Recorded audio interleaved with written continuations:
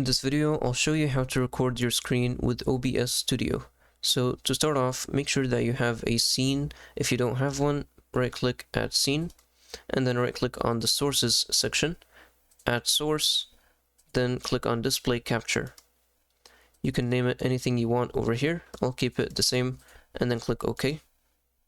And for the capture method, just keep it automatic. For the display, click on it, and then you'll see a list of displays that you have. If you have multiple monitors, they will appear.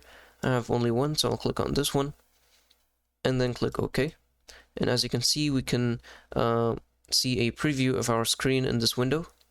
And now we can test it out by clicking on the Start Recording button on the right. So click on it, and then it will turn blue, and now you can just start moving your cursor around or go out of the screen and show some movement.